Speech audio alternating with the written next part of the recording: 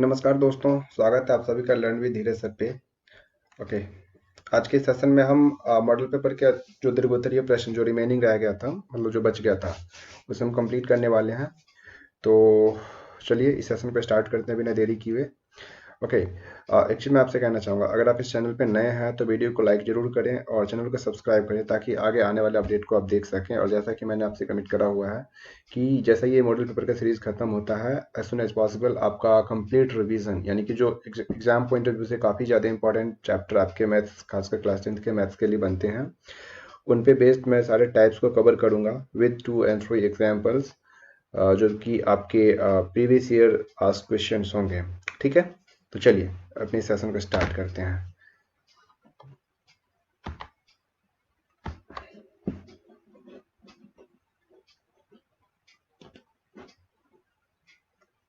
Okay, सो ये सारा हमने कर लिया था।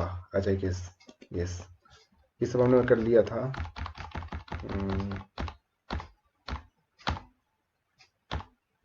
ओके, सो आज हम लोग यहाँ से कवर करने वाले हैं। हमारा क्वेश्चन कह रहा है, देखिए कि ग्राफीय विधि से हल करने को कह रहा है यहाँ पे कि ग्राफीय विधि से हल करें।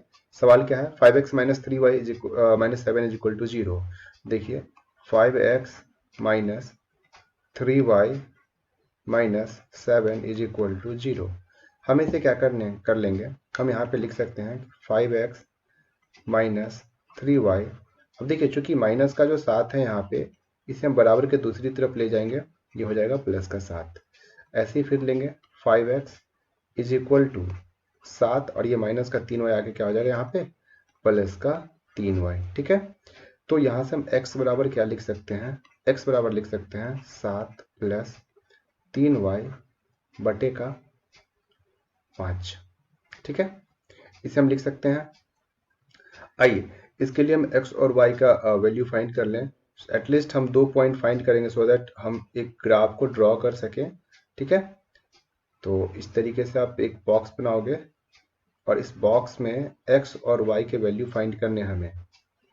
तो चलिए स्टार्ट करते हैं इसे।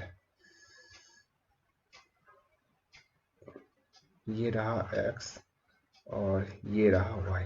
ठीक है, अच्छा इस इक्वेशन पे जरा ध्यान दीजिएगा। यहाँ पे अगर हम यहाँ पे y का वैल्यू 1 रखते हैं तो क्या हो जाएगा, x का वैल्यू क्या आ जाएगा आपको, 7 प्लस 3 इंटू 1 अपॉन 5। हम बराबर क्या लिख सकते हैं, ये रहा आपका 7 प्लस 3 यानी कि 7 प्लस 3 बटे का 5, और ये बराबर हो जाएगा 10 बटा 5। 5 दूनी 10, यानी कि हमने जब y का वैल्यू 1 रखा तो x का वैल्यू हमारे पास क्या निकल के आ गया, 2। तो हम ये पुट कर लेंगे, y का वैल्यू 1 रखने पे x का वैल्यू क्या आ गया, 2। ठीक है, चलिए नेक्स्ट वैल्यू को हम फाइंड करते हैं। एक मिनट। ओके, अगर अब हम यहाँ पे इस वाली क्वेश्चन में फिर से विचार करेंगे दूसरे पॉइंट के लिए, देखिए यहाँ पे हम लिखते हैं, अगर हम y का वैल्यू यहाँ पे डाल दें 6, अगर हम y का वैल्यू 6 डाल देंगे तो x का वैल्यू क्या आएगा, देखिए तो फिर हम लिख सकते हैं क्या, x बराबर 7 प्लस, चूंकि 3 गुने y है यहाँ पे, देखिए 3 गुने y है तो हम लिखेंगे 3 गुने y का वैल्यू क्या डालेंगे, 6 बटे का 5 बराबर 7 प्लस 6 त्रिक 18 बटे का 5। क्या लिख देंगे हम इसे, 18 7 25 बटा 5। 5 एकम 5 पच्चे 25, यानी कि हमारे पास x का वैल्यू 5 आ गया कितने पे, y का वैल्यू 6 पे। हमने जैसे यहाँ पे y का वैल्यू 6 रखा, माफ करिएगा, हमने जैसे y का वैल्यू 6 रखा, x का वैल्यू क्या आ गया, 5 आ गया। क्लियर है, चलिए इसे हम थोड़ा सा क्लियर कर ले सो दैट इक्वेशन 2 को भी हम सॉल्व कर सकें। ठीक है,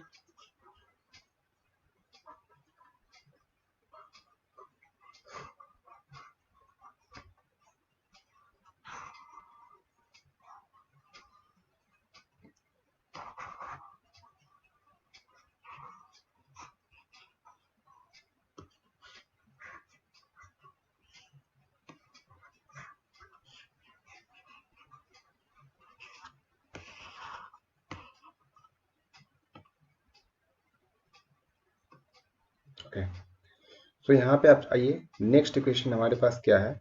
नेक्स्ट इक्वेशन है हमारे पास x plus 4y minus 6 is equal to 0। तो यहाँ से हम क्या लिख सकते हैं, जरा ध्यान दीजिएगा। हम लिख सकते हैं x प्लस 4y, देखिए ये माइनस का 6 इधर आके क्या आ जाएगा, ये 0 है, इसे 6 ना समझें, ये 0 है। तो x plus 4y is equal to क्या आ जाएगा, माइनस का 6 इधर आके हो गया प्लस का 6। सो हम लोग x इज इक्वल टू क्या लिख सकते हैं, 6 माइनस 4y। ठीक है, तो यहाँ पे देखिएगा, अगर हम यहाँ से y का वैल्यू 1 डालेंगे तो x का वैल्यू हम क्या लिख सकते हैं, 6 माइनस 4 इंटू 1, यानी कि आप यहाँ से x बराबर लिख सकते हैं 6 माइनस 4 इंटू 1 बराबर क्या आ जाएगा, 6 माइनस 4, आंसर क्या आ गया, 2। इसके लिए भी एक बॉक्स हम लोग बनाते हैं।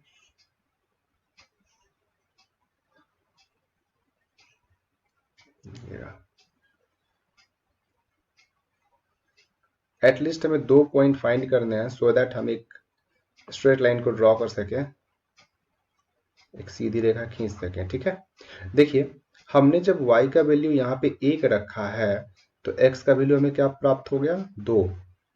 इसे लिखेंगे कि y के वैल्यू 1 रखने पे x का वैल्यू क्या हमें मिल गया है, 2। ठीक है, अब आइए, अब हम यहाँ पे y का वैल्यू कुछ और रखते हैं। तो y का वैल्यू अगर हम यहाँ पे 2 रखते हैं तो देखिए इसमें, इसको मैं यहाँ पे कर रहा हूँ, अगर मैं y का वैल्यू 2 रखता हूँ तो x का वैल्यू क्या आ जाएगा आपको, 6 माइनस 4 इंटू 2, यानी कि आप क्या लिख सकते हो इसे, 6 माइनस 4 दूनी 8, आंसर क्या निकल के आ जाएगा, माइनस का 2। यानी कि अगर हम y के वैल्यू 2 रखते हैं तो x का मान क्या आ रहा है, माइनस का 2, यानी कि हम y के वैल्यू को अगर 2 रख दे तो x का मान क्या आ गया, माइनस का 2। क्लियर है? तो आइए, इसे ही मैंने एक्चुअली समय को थोड़ा बचाने के लिए मैंने आपके लिए यहाँ पे ग्राफ पेपर को सेट करा है सो दैट एक अच्छी अंडरस्टैंडिंग हो सके। तो देखिए, पहला इक्वेशन की अगर मैं बात करूं तो हमारे पास ये फर्स्ट इक्वेशन के लिए मैंने ये ड्रॉ करा है, ये आपका फर्स्ट इक्वेशन के लिए है। तो ये इसमें देखिए क्या है, अगर मेरा x का वैल्यू 2 है, देखिए यहाँ से अगर x का वैल्यू 2 है तो y कितना है, 1 है। तो देखिए यहाँ पे ये रहा आपका x का वैल्यू, यहाँ पे अगर 2 है तो देखिए y क्या है, 1। इसको मैंने यहाँ पे इस तरीके से ड्रॉ कर लिया। ठीक है, अब नेक्स्ट को समझते हैं जरा। यहाँ पे देखिए x का वैल्यू अगर 5 है तो y का वैल्यू क्या है जी, y का वैल्यू 6 है। तो देखिए ये रहा, अगर आपका x का वैल्यू 5 है तो y का वैल्यू क्या है, 6। ये देखिए ये रहा आपका y का वैल्यू 6, ये वाला पॉइंट। ठीक है, इसे मिला के हमने एक स्ट्रेट लाइन ड्रॉ कर लिया है, जो कि ये रहा। मैं एक बार इंक का ये कलर चेंज कर ले रहा हूँ सो दैट ये अच्छे से विजिबल हो सके आपको। ठीक है, तो ये देखिए ये इक्वेशन आपका 1 के लिए मैंने एक स्ट्रेट लाइन ड्रॉ कर लिया। सेकंड ध्यान दीजिएगा, यहाँ पे देखिए अगर x का वैल्यू 2 है दूसरे इक्वेशन के लिए तो y का वैल्यू क्या है आपका, 2 है। तो देखिए यहाँ पे x का वैल्यू मेरा क्या है, 2, और y का वैल्यू देखिए क्या है, 1। तो दूसरे इक्वेशन के लिए भी एक बिंदु क्या हो गया, यही हो गया। सेकंड क्या है आपका, अगर x का वैल्यू -2 है तो y का वैल्यू क्या आ रहा है आपको, 2 आ रहा है। तो ये लिखिए, देखिए x का वैल्यू हमने यहाँ से -2 लिया है तो यहाँ से y का वैल्यू क्या है जी, 2 है। अब देखिए इसे भी हमने मिला के, इस वाले बिंदु को और इस वाले बिंदु को मिला के हमने ये एक स्ट्रेट लाइन ड्रॉ कर लिया। अब यहाँ पे देखिए ये दोनों इस वाले बिंदु पे कट रहा है, तो हमने यहाँ पे नीचे देखा तो x का वैल्यू हमें क्या फाइंड हो रहा है, 2, और यहाँ से हमने ठीक y एक्सिस पे जब देखा तो यहाँ से हमने क्या फाइंड किया, y का वैल्यू 1। तो हम क्या लिख सकते हैं, अतः x is equal to 2 and y is equal to 1, answer इस तरीके से। ठीक है, आशा करते हैं ये क्वेश्चन आपको समझ आया हो। देखिए ये जो ग्राफ मेथड आपका होगा ना, आपको बोर्ड एग्जाम में ये देखने को ही मिलेगा, अतः इस पे अपनी प्रैक्टिस और अपने पकड़ को थोड़ा सा मजबूत कर लें सो दैट एग्जाम में इसे सवाल आपके छूटे ना। ठीक है, आइए नेक्स्ट क्वेश्चन को हम लोग देखते हैं। कह रहा है कि सिद्ध करें कि दो समरूप त्रिभुजों के क्षेत्रफल का अनुपात जो होता है उनकी संगत भुजाओं के वर्गों के अनुपात के बराबर होता है। तो देखिए हमें क्या कह रहा है, हमें कह रहा है कि दो समरूप त्रिभुज है। लेट सपोज मैंने एक ट्रायंगल को पहले से ड्रॉ कर रखा है सो दैट टाइम को मैं बचा सकूं। ये एक त्रिभुज है ए बी और ये है सी। लेट्स कंसीडर ये हमारा दूसरा ट्रायंगल है डी ई एंड एफ, ठीक है। अच्छा, यहाँ पे आपको क्या दिया गया है जी, आप ऐसे लिखेंगे, फर्स्ट लाइन में आप क्या लिखेंगे, दिया गया है, क्या दिया गया है, त्रिभुज एबीसी समरूप है क्या, त्रिभुज डी ई एफ के, ठीक है। अब यहां से आप लिखोगे तो सिद्ध करना है कि, देखिए क्या सिद्ध करना है हमें, इनकी संगत भुजाओं के वर्गों का अनुपात, यानी कि जो क्षेत्रफल होगा ना, ये क्षेत्रफल इनके संगत भुजा के वर्गों के अनुपात के बराबर होगा, अर्थात क्षेत्रफल यानी कि एरिया ऑफ ट्रायंगल एबीसी बटा एरिया ऑफ ट्रायंगल डीईएफ किसके बराबर हो जाएगा, ये बराबर हो जाएगा ए बी बटा डी ई के वर्ग और बी सी बटा ई एफ के वर्ग तथा ए सी बटा डी एफ के वर्ग के बराबर हो जाएगा। ये बात हमें सत्यापित करना है, ठीक है ना। चलिए, तो हम क्या कर रहे हैं ना, हम एक यहां से एक परपेंडिकुलर ड्रॉ करते हैं, जिसका हम नाम दे देते हैं ए एल, और यहां से भी हमने दूसरे डी भुजा से हमने डी बिंदु से हमने एक परपेंडिकुलर ड्रॉ करा, लंब खींचा हमने, जिसका हमने नाम दे दिया डी एम, ठीक है। तो इस बात को हम यहाँ पे लिखते हैं, रचना एल लंब बीसी तथा डीएम लंब ईएफ खींचा, ठीक है। ये हमने यहां से कंसिडर कर लिया, हमने ड्रॉ कर लिया।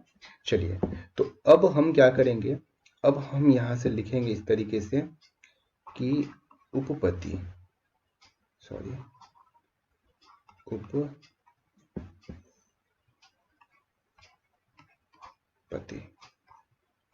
इस तरीके से लिखेंगे, ठीक है। देखिए, चूंकि हमें क्या दिया गया है कि त्रिभुज ए बी सी समरूप है त्रिभुज डी ई एफ के, अतः इसीलिए आप क्या लिख सकते हैं, कोण ए बराबर होगा क्या, कोण डी के, और ये बराबर होगा, माफ करिएगा, बराबर नहीं होगा, दूसरा आपका क्या होगा, कोण बी, यानी कि देखिए ये वाला कोण जो है बराबर होगा इसके ई के, ए वाला जो कोण है, ये वाला कोण, ए वाला कोण बराबर होगा डी के, और आपका जो ये सी वाला कोण है ना, ये बराबर हो जाएगा किसके, एफ के। इसी बात को हम यहाँ पे लिख देते हैं, कोण बी बराबर हो रहा है, होगा यहाँ पे ई के, तथा आपका कोण सी बराबर होगा कोण एफ के। क्लियर है। अच्छा, एक बात और यहाँ पे लिखेंगे, तथा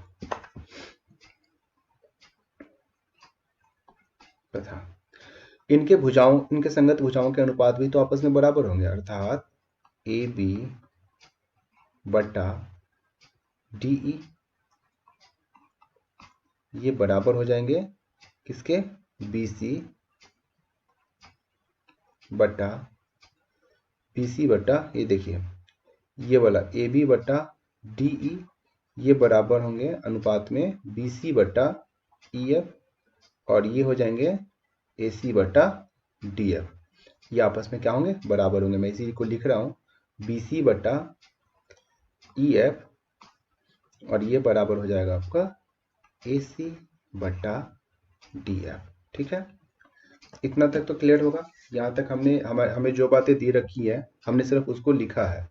अब आइए हम चर्चा करते हैं हम इस वाले त्रिभुज पे। देखिए एक त्रिभुज हमारा ABC है, सॉरी ABL है, और दूसरा ये त्रिभुज DEM है। हम इस दोनों छोटे वाले ट्रायंगल पे चर्चा करते हैं। तो त्रिभुज ABL तथा त्रिभुज DEM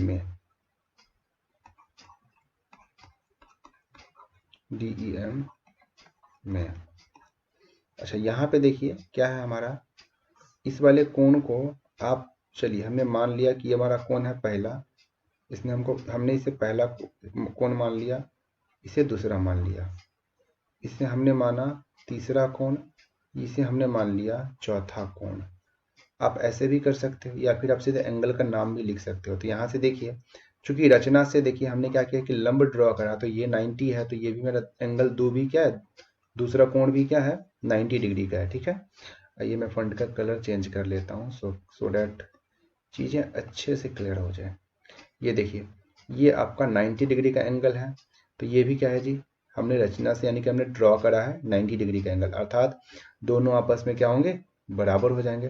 और साथ ही साथ ये जो आपका कोण है B, यानी कि एंगल 3 जो हमने माना है, और यहाँ से आपका ये एंगल 4, ये भी आपस में क्या होंगे, बराबर होंगे। चलिए इसी बात को हम लोग लिखते हैं, मैं फॉन्ट चेंज कर ले रहा हूँ। आइए हम लिख देंगे angle 1 is equal to angle 2, कैसे जी, तो ये बराबर है किसके, आप बोल दोगे 90 डिग्री के। कैसे, तो रचना से। ठीक है, नेक्स्ट आप लिखेंगे angle 3 is equal to angle 4। ठीक है, आप इसे मान लीजिए हमने इस स्टेटमेंट को कंसिडर कर लिया कि हमारा फर्स्ट स्टेटमेंट है, दिस इज आवर सेकेंड। ठीक है, तो यहाँ पे लिख देंगे फर्स्ट से, अतः ए एंगल समरूपता उपप्रमेय से, समरूपता आप ऐसे भी लिख सकते हो नियम से। अब देखिए ये दोनों समरूपता नियम से क्या हो जाएगा, मैं इसे घेर दे रहा हूं, क्या हो जाएगा जी, ट्रायंगल ABL समरूप हो जाएगा ट्रायंगल DEM के। अच्छा देखिए जैसे ये दोनों समरूप हो गए तो इनके संगत भुजाएं भी आपस में कैसे होंगे, एक ही अनुपात में रहेंगे। तो हम क्या लिख सकते हैं यहाँ से, AB बटा दूसरे त्रिभुज की भुजा को क्या है जी, DE बराबर होंगे, देखिए ये रहा आपका AL लंब और इसका लंब क्या है DM, ये दोनों एक ही अनुपात में रहेंगे, तो अर्थात AL बटा DM। ठीक है, हमने इसे कंसिडर कर लिया, या फिर इसे और फर्दर हम लिखते हैं। देखिए चूंकि अगर हम यहाँ से देखेंगे सेकेंड स्टेटमेंट से बात करें तो देखिए AB बटा DE किसके बराबर है जी, BC बटा EF के बराबर है। तो क्या मैं यहाँ लिख सकता हूँ का कि सेकेंड से क्या लिख सकते हैं हम लोग कि BC बटा EF बराबर हो जाएगा किसके, AL बटा DM के। देखिए यहाँ पे कंफ्यूज मत होइएगा, मैं फॉन्ट चेंज करके एक बार समझाने की कोशिश कर रहा हूँ। देखिए यहाँ पे आपका AB बटा DE ये रहा, ये बराबर किसके हो रहा है जी, ये बराबर हो रहा है AL बटा DM के, ये आपका बराबर हो रहा है AL बटा DM के। लेकिन आपने इस सेकंड वाले में जरा ध्यान दीजिएगा, यहाँ पे देखिए AB बटा DE, यहाँ से देखिए AB बटा DE ये किसके बराबर है, BC बटा EF के।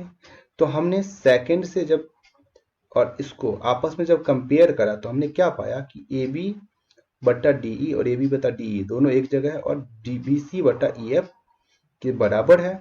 तो हमने ए एल बटा डी एम को किसके बराबर कर दिया, बी सी बटा ई एफ के। और इस वाले स्टेटमेंट को मैं कंसिडर कर लेता हूं this is our third point. Clear है? चलिए नाउ नेक्स्ट, फिर से फंड चेंज कर लेते हैं हम लोग। ओके, अब देखिए, अब हम लोग क्या लिखेंगे, area of triangle A B C बटा एरिया ऑफ यानी कि क्षेत्रफल त्रिभुज किसका, डी ई एफ, ये किसके बराबर हो जाएगा। देखिए त्रिभुज का क्षेत्रफल क्या होता है, 1/2 गुने आधार गुने ऊंचाई।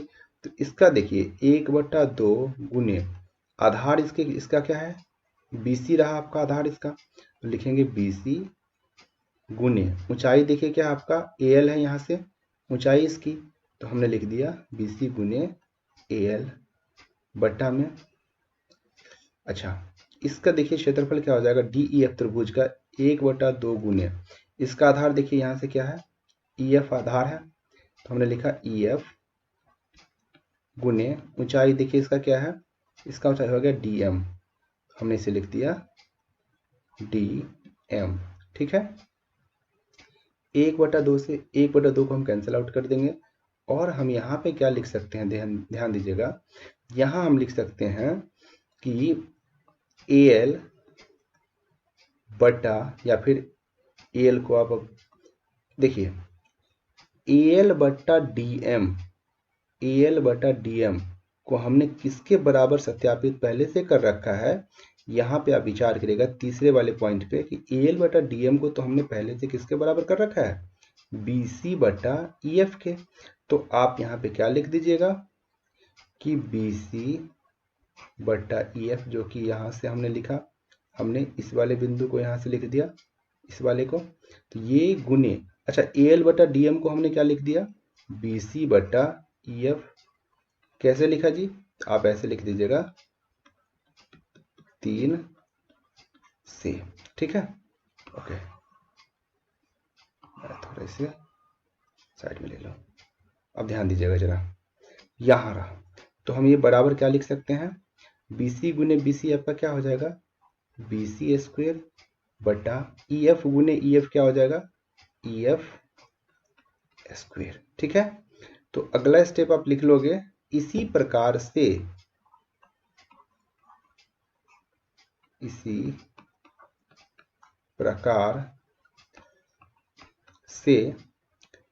एरिया ऑफ त्रिभुज ABC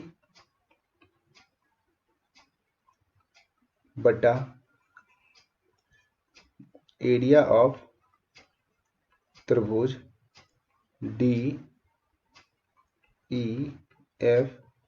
बराबर BC स्क्वायर बटा EF स्क्वायर बराबर हो जाएगा किसके, AB स्क्वायर बटा DE स्क्वायर बराबर हो जाएगा आपके किसके, AC। ये स्पेस कम पड़ रहा है तो मैं इसे ना यहाँ पे लिख दे रहा हूँ, देखिए AC स्क्वायर बटा DF स्क्वायर। ठीक है, एक मिनट,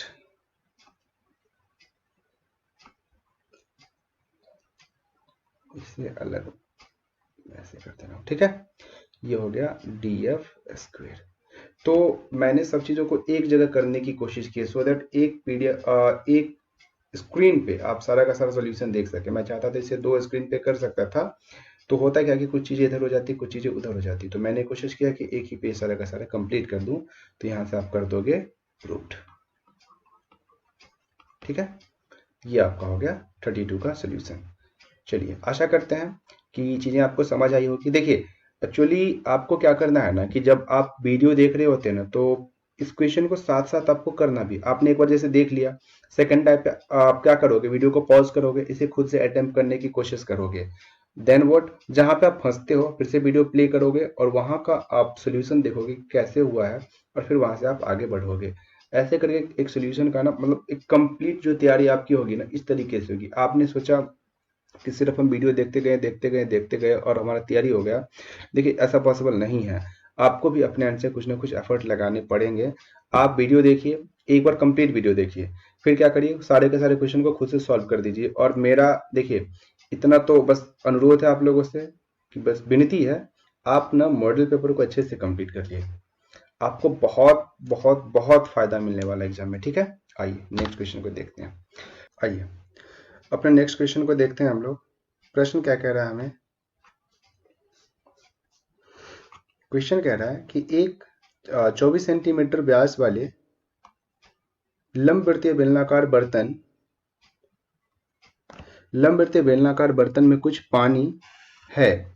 इसमें 60 शंक्वाकार ठोस लोहे के कुछ टुकड़े इस प्रकार डाले गए कि यह पानी में पूरी तरह डूब गए, जबकि प्रत्येक के आधार की त्रिज्या क्या है जी? 3 सेंटीमीटर है। प्रत्येक के आधार की त्रिज्या क्या है? 3 सेंटीमीटर। तो इसकी और उसकी ऊंचाई है 0.4 मीटर। तो पानी के स्तर में वृद्धि को ज्ञात करना है। देखिए यह आपका एक बेलनाकार बर्तन है, ये रहा आपका बेलनाकार बर्तन, और इसमें कह रहा है कि कुछ इस तरीके से पानी भरा हुआ है, और जिसमें हमने ना एक शंकु के 60 टुकड़ों को डाला, और ये पूर्णतः क्या हो रहा है? पानी में डूब जा रहा है, जिसके कारण पानी के स्तर में मान लीजिए कुछ वृद्धि हो रही है। ये पानी के स्तर में कुछ वृद्धि हो रही है। तो कह रहा है ये जो पानी के स्तर में वृद्धि हुई ना, इसे ज्ञात करिए। इसे ज्ञात करने के लिए क्या करेंगे हम? हमारे पास बेलन का जो त्रिज्या दे रखा है, देखिए ये दे रखा है 24 सेंटीमीटर व्यास है।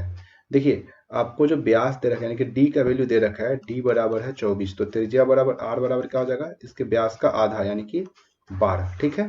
तो त्रिज्या यहाँ पे क्या हो गया हमारा? 12।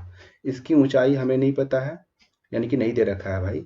और शंकु की अगर हम बात कर लें तो देखिए शंकु का जो त्रिज्या दे रखा है आपको, आर का वैल्यू दे रखा है शंकु में 3 सेंटीमीटर, और शंकु की जो ऊंचाई दे रखी है 0.04 मीटर। अगर मैं इसे सेंटीमीटर में कन्वर्ट करूं तो ये हो जाएगा 4 सेंटीमीटर, ठीक है।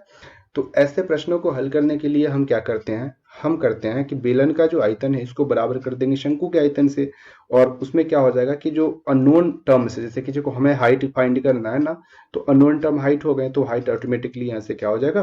फाइंड हो जाएगा। तो चलिए हम इसे लिखेंगे, इस तरीके से लिखेंगे कि बेलन का आयतन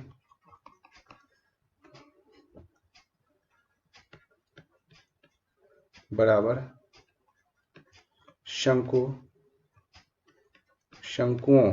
एक्चुअली 60 शंकु है ना, शंकुओं का आयतन।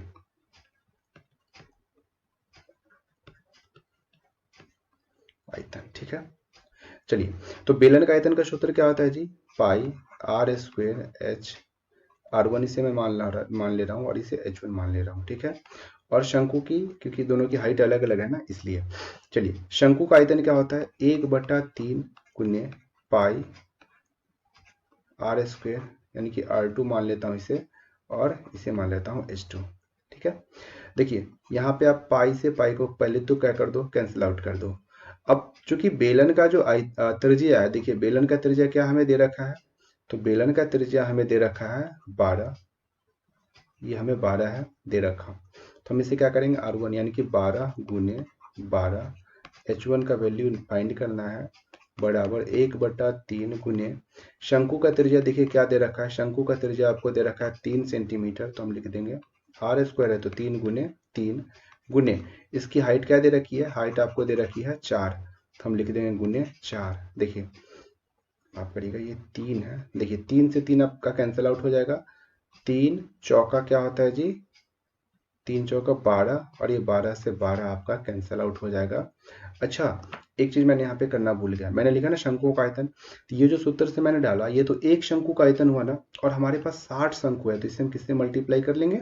60 से मल्टीप्लाई कर लेंगे, बिकॉज हमारे पास कितने ठोस है शंकु के? शंकु का ठोस कितने हैं? तो 60 हैं, ठीक है। चलिए तो यहाँ से 12 से 12 कैंसिल आउट हो गया, क्या बच गया? 12, H1 बराबर 60। तो हम क्या लिखेंगे?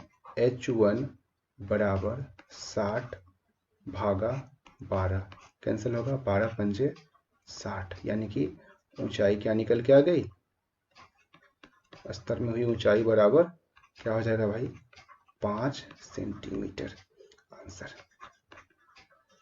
क्लियर है। चलिए नेक्स्ट क्वेश्चन की ओर हम लोग मूव करते हैं। कहता है कि भूमि के एक बिंदु से एक 20 मीटर ऊंचे भवन के शिखर पर लगी एक संचार मीनार के तल एवं शिखर के उन्नयन कोण क्रमशः 45 और 60 डिग्री के हैं। इससे पहले इसके जगह पे सेट कर लूं। आइए देखिए, कह रहा है कि भूमि के एक बिंदु से लेट्स सपोज कि ये रहा, भूमि के एक बिंदु से 20 मीटर ऊंचे भवन, यानी कि इसे हमने भवन मानी, तो इसकी ऊंचाई कितनी बोल रही है जी, 20 मीटर। 20 मीटर ऊंचे भवन के शिखर पर लगी एक संचार मीनार के तल एवं शिखर के उन्नयन कोण क्रमशः 45 डिग्री हैं। तो संचार मीनार के, अच्छा भूमि के एक बिंदु से, ठीक है। चलिए देखिए, लेट सपोज कि यहां से ना इस भूमि के शीर्ष से एक संचार मीनार लगा हुआ इस तरीके से, ठीक है, और इस संचार का जो बिंदु है ना, इस नीचे वाले बिंदु से भूमि के एक तल से, यानी कि लेट सपोज ओके ये रहा, इस वाले बिंदु से, ठीक है। यहां से जो कोण पहला बन रहा है, कितना बन रहा है जी, भूमि संचार मीनार के बॉटम सेंटर से, यानी कि इस वाले बिंदु से जो कोण बन रहा है पहला, आपका बन रहा है ये 45 डिग्री का, ठीक है।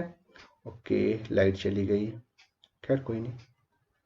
सेकंड अगर मैं बात करूं संचार मीनार के शिखर से, तो संचार मीनार के शिखर से जो कोण बन रहा है आपका इस तरीके से, ये वाला पूरा एंगल आपका बन रहा है कितने का, ये पूरा एंगल बन रहा है जी, यहां मैं लिख दे रहा हूं 60 डिग्री का।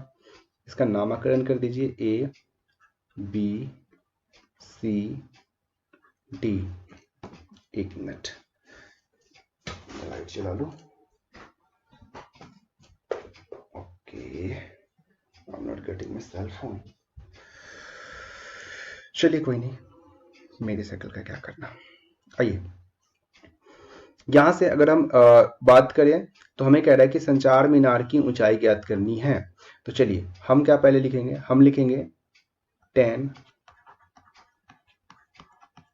45 डिग्री बराबर, तो tan थीटा का सूत्र आपको पता होता है, लंब बटा आधार, यानी कि देखिए जरा tan 45 छोटे वाला है, छोटा वाला एंगल, इसके सामने देखिए लंब क्या है आपका, बी से लेके सी तक है ना, तो हम लिख देंगे बी सी बटा आधार, यानी कि बेस, यहाँ पे क्या आ रहा है जी इसका सी डी, तो हम लिख देंगे बी सी बटा सी डी, ठीक है जी।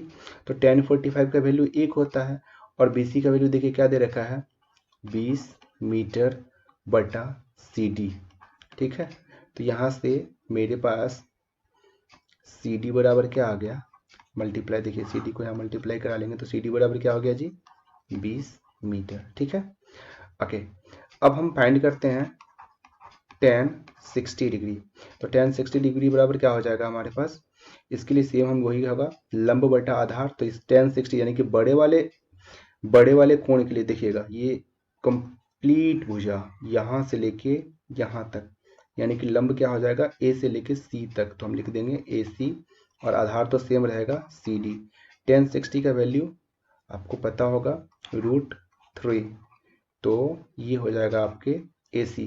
अच्छा देखिए AC को क्या लिख सकते हैं, यानी कि इस कंप्लीट यहाँ से लेके यहाँ तक हम क्या लिख सकते हैं BC, यानी कि यहाँ से लेके यहाँ तक, और जोड़ AB यानी कि यहाँ से लेके यहाँ तक।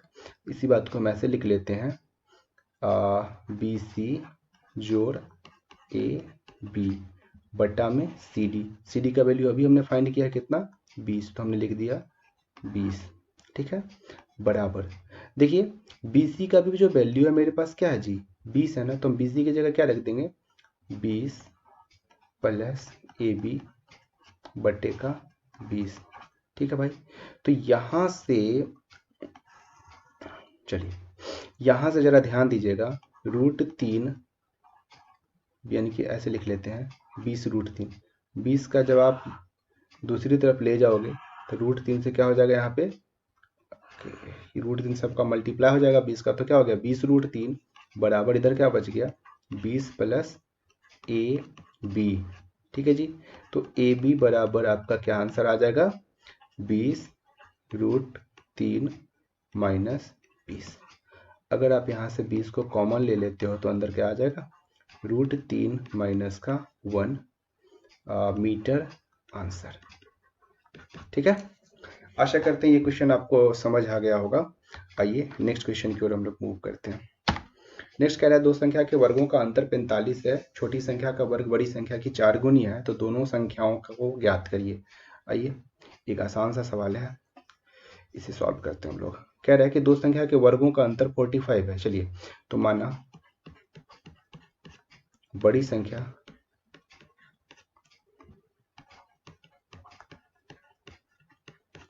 बराबर x, और हम मान लेते हैं क्या जी, अच्छा, दो संख्या के वर्गों का अंतर है 45 ना, तो चलिए हमने मान लिया छोटी संख्या बराबर y। ठीक है, तो प्रश्नानुसार देखिए, कह रहा है कि वर्गों का अंतर यानी कि बड़ी संख्या के वर्ग में से अगर हम छोटी संख्या के वर्ग को घटा दें, एक्स स्क्वेयर माइनस का वाई स्क्वेयर कर दें, तो कितना है जी, कितना है जी, ये आपका कह रहा है कि 45 है वर्गों का अंतर, तो ये बराबर क्या हो जाएगा, 45। ठीक है, तो आप इसे फर्स्ट कंसिडर कर लीजिए इक्वेशन। नेक्स्ट कह रहा है कि छोटी संख्या का जो वर्ग है ना, छोटी संख्या का वर्ग बड़ी संख्या की 4 गुनी है। तो देखिए, तो छोटी संख्या हमने क्या माना है, y, छोटी संख्या हमने माना है y, तो y का जो वर्ग हो जाएगा ये क्या हो जाएगा, बड़ी संख्या x की 4 गुनी अर्थात 4x, यानी कि y स्क्वेयर बराबर हम क्या लिख सकते हैं, 4x। तो इसी बात को हम लोग पुट कर लेते कहा, इक्वेशन 1 में, तो y स्क्वेयर बराबर 4x इक्वेशन, या फिर ऐसे सीधे लिख सकते हैं, अतः देखिए x square minus y square की जगह क्या आ जाएगा, 4x बराबर 45। तो आप क्या लिख दोगे, एक्स स्क्वेयर माइनस 4, मैं चार्जर कनेक्ट कर लूँ प्लीज।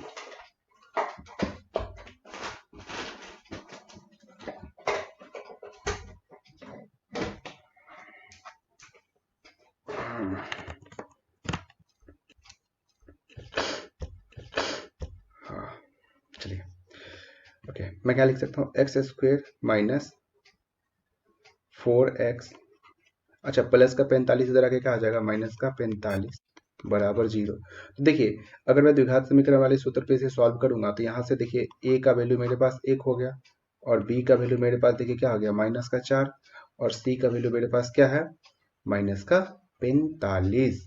तो आपको जैसा कि पता है, द्विघात में x में का वैल्यू फाइंड करने के फॉर्मूले क्या है जी, x बराबर minus b plus minus under root b square minus 4ac upon 2a।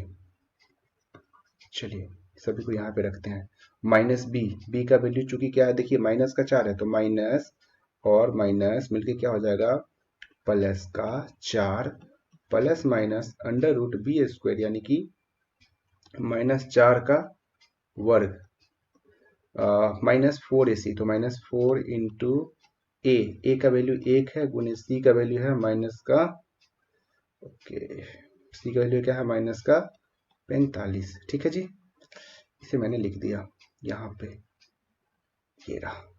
तो देखिए माइन और बटे का आपका क्या है, 2a, तो 2 गुने ए का वैल्यू 1 है, तो ये देखिए माइनस और माइनस मिलकर क्या हो जाएगा, प्लस हो जाएगा। तो यहाँ से हम क्या लिख सकते हैं, x बराबर 4 प्लस माइनस अंडर रूट -4 का वर्ग हो जाएगा 16, प्लस आपका 4 और 45 दोनों 90, 180, ये आपका आ गया 180 बटे का 2a बराबर क्या लिख सकते हैं आप, 4 प्लस माइनस अंडर रूट, अच्छा देखिए 16 और 180 क्या आ जाएगा जोड़ने पे, 196, 196 हो जाएगा। ठीक है जी, चलिए बटे का 2a, का वैल्यू तो एक तो हमने रख ही रखा है, 2 गुने 1 यानी कि 2 ही हो जाएगा, 2। ओके, तो x बराबर क्या आ जाएगा आपका, 4 प्लस माइनस, देखिए 196 का वर्गमूल आपका क्या हो जाएगा जी? 14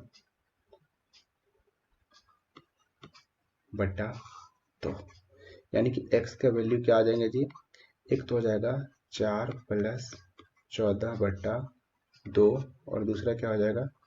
x बराबर 4 माइनस 14 बटा 2। तो हम धनात्मक वैल्यू को कंसिडर करेंगे तो x बराबर 14 प्लस 4 यानी कि 18 बटा 2, दूनी माँ 18, यानी कि x का मान आ गया 9। यानी कि x देखिए हमने क्या माना था? बड़ी संख्या को, तो बड़ी संख्या का वैल्यू क्या आ गया? 9।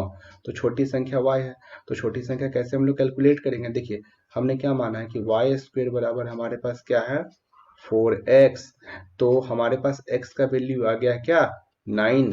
तो हम लोग क्या लिख लेंगे कि वाई स्क्वेयर बराबर 4 गुने 9।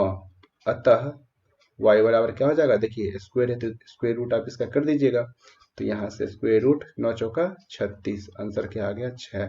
यानी कि छोटी संख्या हमें क्या आ गया जी? 6। आशा करते हैं क्लियर होगा। यहाँ पे चीज़ अगर थोड़ी सी भी कॉम्प्लिकेशन लग रही हो ना तो आप थोड़ा सा अपने नोटबुक पे लिख के इसको अच्छे से करके सॉल्व कर लीजिएगा, क्लियर हो जाएंगी चीज़ें, ठीक है। देखिए नेक्स्ट क्वेश्चन है कि अकबर और रोहन की मासिक आय जो है, मासिक आय का अनुपात 9:7 है। तो हम यहाँ पे पहले क्या मानेंगे? माना अकबर की मासिक आय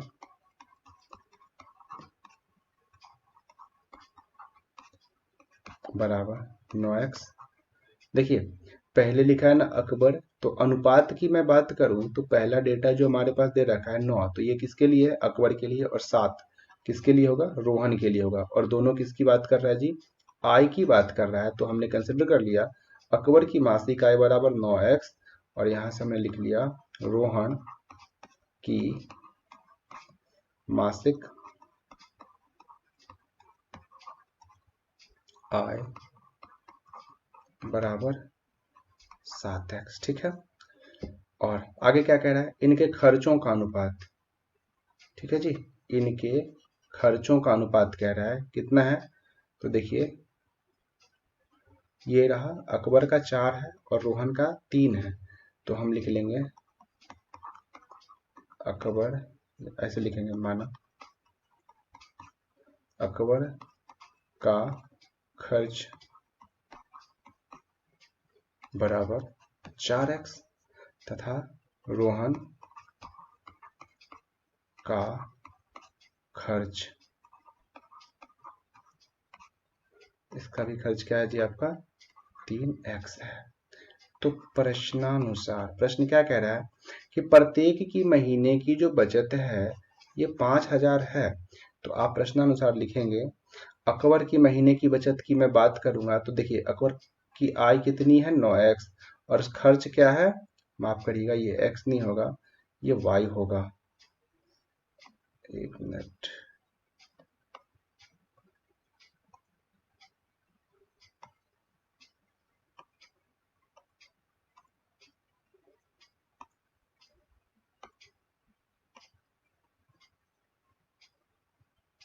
यहाँ से हो जाइए आपका 4y, और ये आपका क्या हो जाएगा? 3y, ठीक है।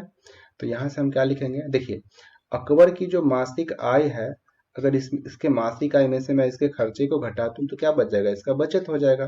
तो मैंने लिखा 9x माइनस 4y बराबर, प्रश्न में क्या कह रहा है जी? कितना बचा रहे हैं? 5000। ये मेरा हो गया पहला समीकरण। दूसरा समीकरण लिखिए, रोहन की मैं बात करूं तो रोहन का देखिए मासिक आय है 7x और खर्चा कितना है जी? 3y। तो इसी बात को लिख लेंगे 7x माइनस 3y बराबर भी क्या आ जाएगा जी? ये हो जाएगा आपका 5000, इक्वेशन सेकंड, ठीक है। तो यहां से अब हम देखिए क्या करेंगे, इसे सॉल्व करते हैं। सॉल्व करने के लिए क्या करें कि पहले समीकरण को आप गुना करा लीजिए 3 से, और दूसरे समीकरण को गुना करा लेंगे 4 से, और आपस में दोनों को घटा देंगे।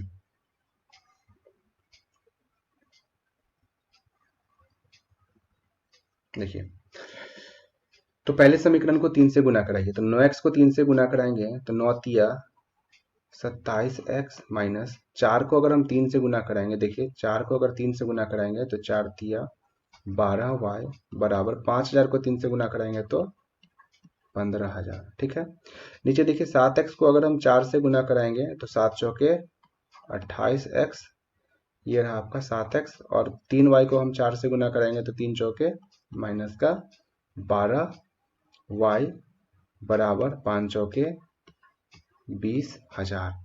अच्छा, एक चीज मैंने ऊपर लिखना भूल गया, आप इसे जरूर लिखेंगे कि ये रहा आपका, आप ऐसे लिखेंगे कि समीकरण 1 गुने 3 माइनस कर लीजिएगा किसको, तो समीकरण 2 गुने 4 से। ठीक है जी, इतना कर लीजिएगा।